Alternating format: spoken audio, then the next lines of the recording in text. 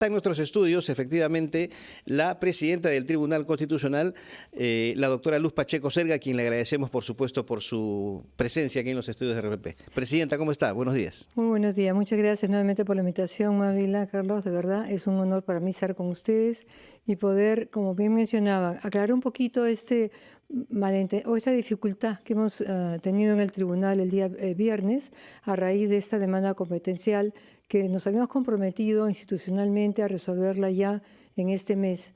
Lamentablemente, lo que ocurrió fue que la primera ponencia que se presentó más o menos en agosto no tuvo mayoría, por tanto se retiró. Y una segunda ponencia casi en la misma línea, con unas variantes, fue la que se presentó el martes, que declaraba fundada en parte la demanda. Sin embargo, también la mayoría no estábamos de acuerdo, tuvimos un largo debate, estábamos los 7, 2 estaban a través del Zoom, y en un momento dado, ya viendo que no había manera de conciliar las posturas, lo que procedía era votar la ponencia presentada por el doctor Hernández. Entonces yo dije, bueno, pasamos a votación, le pedí el voto al doctor Hernández, pero yo creo que él, como estaba un poco mortificado por lo que venía ocurriendo, no me escuchó. Y él cogió sus cosas y salió, ¿no? Porque ¿Estaba de manera presencial? Él sí, el doctor Hernández estaba de manera presencial. Y quienes estaban por Zoom eran el doctor Gutiérrez y el doctor Morales. Entonces, al ver que salía el doctor Hernández, se desconcertaron, empezaron a hablar. Y claro, después escuchó al doctor Gutiérrez que decía que la votación fue en la tarde, pero no, había sido en ese momento. Pero claro, yo ni grito ni uso megáfono, entonces yo había dicho empezamos a votar y por lo visto no escucharon. Yo creo que ese ha sido todo el problema que ha habido, porque por el Zoom ellos no oyeron que ya estábamos votando. Y entonces el doctor Gutiérrez dijo que no le parecía votar porque no tenía claridad cuál era la ponencia, pero la ponencia era la que había presentado el doctor. Presidenta, lo que ha dicho también el magistrado Gutiérrez es que este fallo tiene irregularidad, porque no había quórum en ese momento, en el momento del fallo. ¿Qué responde usted ante ello? Sí, porque como le digo, ese es un error de apreciación del doctor Gutiérrez. Él piensa que hemos votado en la tarde. No, nosotros hemos votado en el momento que ellos empezaron a abandonar la sala. O sea, ya habíamos empezado la votación, éramos 7. El quórum requiere un mínimo de 5, estábamos los 7. Uno dijo, no respondió nada, el segundo dijo, no voy a votar, el tercero también no voy a votar, pero eso no rompe el quórum. Y seguimos los que quedamos, que éramos 4. Decir no voy a votar, como usted dice, no rompe el quórum. No rompe el quórum. Están en su derecho de no votar, pero mientras estén presentes, el quórum es válido. Exacto. No, y sigue siendo, a ver, es como cuando en otros momentos alguien dice retiro mi voto o dice no voto, eso no rompe el quórum. El que ellos hayan abandonado la votación mientras que era la votación tampoco puede romper el quórum. Ahora, es extraño que un magistrado se retire, ¿no? Porque no la escucha y que el resto no reaccione. O que no haya alguien que le avise, oiga, señor, tiene que estar ahí, en este momento se está procediendo a votar. Sí. O le aclare ese malentendido in situ, en el momento. Sí, lo que pasa es que el doctor Hernández fue muy rápido a la hora de retirarse y enseguida, al ver que se levantaba el doctor Gutiérrez y el doctor Morales, empezaron a intervenir.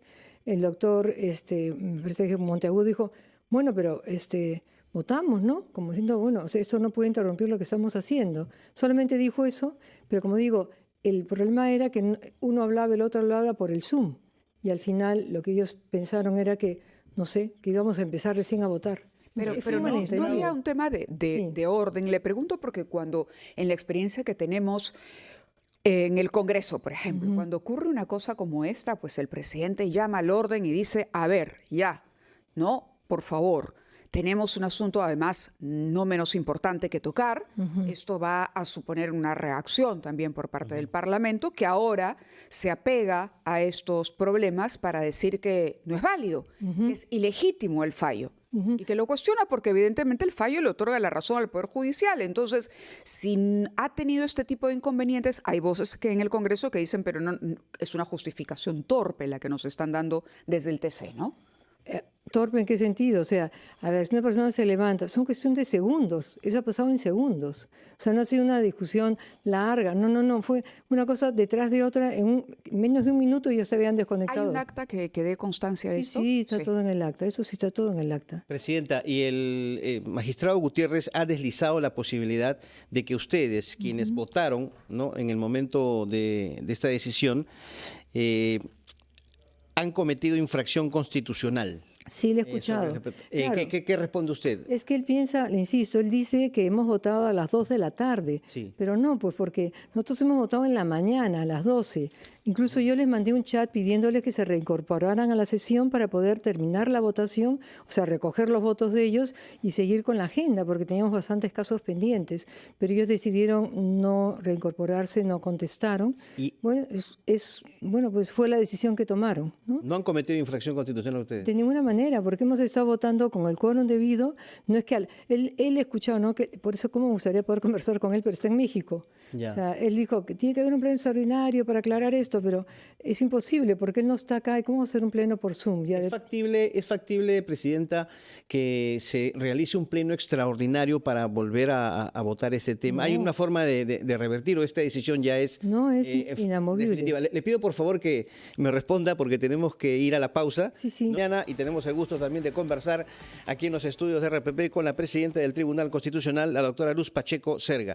Le había planteado la consulta, doctora, sobre este pedido que ha hecho el magistrado Gutiérrez de un pleno extraordinario para volver a ver este tema. ¿Esto es factible? ¿Qué dice el reglamento? ¿Puede haber una nueva votación o esto ya es caso cerrado? A ver, sí puede haber indudablemente, y habrá una reunión para que los hechos que ahorita no están claros para ellos, por lo que estaban conectados virtualmente, se los podamos explicar, pero volver sobre una votación ya no, pues porque ya fue votado el caso. Esos 4 votos son inamovibles. Lo que nos falta completar son los votos de ellos 3, de las 3 personas que decidieron no votar en ese momento. Pero eso no cambia el sentido de la votación. Claro.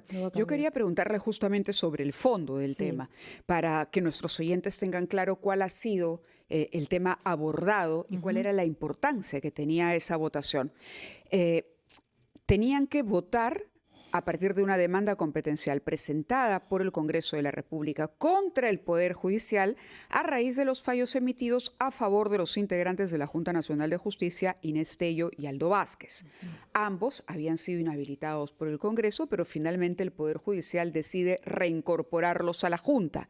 Y entonces se suscita un reclamo del Congreso que dice el Poder Judicial no puede intervenir en un juicio político. ¿Cuál es la posición que ustedes consideraron en mayoría? Porque al margen de que se haya uno y se haya quedado el otro, 4 consideraron que era infundada esa demanda. ¿Por qué? Mire, son 2 momentos que me parecen muy importantes de aclarar. Cuando hay la medida cautelar en el primer momento, que se les repone a ellos temporalmente, en ese momento, que es cuando se presenta la demanda competencial, 5 de nosotros consideramos que esa reposición temporal nos parecía una medida, por decir así, poco prudente, porque se estaba tratando del ejercicio de una facultad que le corresponde en principio al Congreso, el destituir a una persona. Por eso, ¿cuál fue nuestra respuesta? Señores, que la Corte Suprema decida. Pero no intervinimos, nada más, no nos pronunciamos sobre el fondo. Ya la sala se ha pronunciado sobre el fondo, por tanto, de una manera esa medida cautelar ya no es la que los tiene a ellos en el ejercicio de sus funciones. Y ya, ¿qué cosa tenemos que ver? Ya no la medida cautelar, ¿puede el Poder Judicial intervenir cuando un ciudadano alega que le han vulnerado un derecho fundamental en la actuación del Congreso en una función que le es propia? Hemos dicho sí. Todo ciudadano tiene derecho a ir al Poder Judicial mediante una acción de amparo. Eso es lo que nos parece a nosotros que es lo que hay que respetar, porque si no, el Congreso sería juez y parte. ¿Y este es el caso? Y ese es el caso, ¿Usted considera que se vulneró el derecho de estos 2 integrantes de la Junta Nacional de Justicia? Nosotros no hemos hecho un pronunciamiento sobre si estuvo bien o mal inhabilitado. No, hemos dicho, señor, tiene usted derecho a ir al amparo. El amparo tiene que seguir y ya veremos qué decide el Poder Judicial en ese amparo. Lo que se pretendía el Congreso es que dijéramos, no se puede ir al amparo. No, entonces, consideramos que eso sería más bien ya una especie de tiranía, ¿no? Porque el Congreso sería juez y parte. Claro. Y el Congreso, bueno, algunos parlamentarios han dicho, Presidenta, que esta decisión de ustedes ha vulnerado justamente facultades del Congreso. ¿Qué dice ante ello? No. Somos defensores de esa autonomía del Congreso, de que puede ejercer sus facultades exclusivas y excluyentes, pero también le recordamos que al hacerlo tiene que respetar los derechos fundamentales de las personas que sean involucradas por sus decisiones. Pero que sigue teniendo Mire, muy distinto a lo que pasó hace 2 años cuando era el sindicato de la Defensoría del Pueblo que no quería que se eligiera el defensor del pueblo. Es otra figura.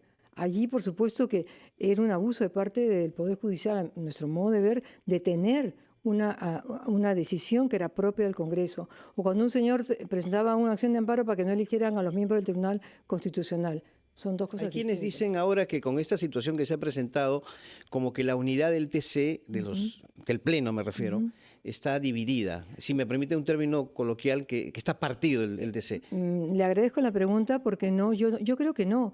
En ese momento lo que ha habido indudablemente ha sido un malentendido que yo atribuyo en gran parte a la dificultad de la comunicación por haber estado ellos conectados vía Zoom, pero cuando nos volvamos a encontrar, que va a ser dentro de unas 2 semanas, lamentablemente, porque antes hay una serie de compromisos de cada quien que impiden eso, pues ahí yo creo que poniendo todo sobre la mesa, explicando las cosas como fueron, volvemos al entendimiento que siempre hemos tenido. Claro, sobre la forma, porque no está mal discrepar en el fondo, precisamente por ello se establece una cantidad de votos para que se considere. Sobre eso el Congreso ha aprobado algunos cambios. ¿Cuál es su opinión? ¿Ha reducido el número de 5 a 4 votos? Sí, eso yo he dicho, no, a mí me parecía indiferente, pero ahora valorando un poquito más, creo que nos ayudará, no tanto por ese tema de la Junta o del Congreso con el Poder Judicial, sino porque tenemos 7 conflictos competenciales a nivel de municipalidades.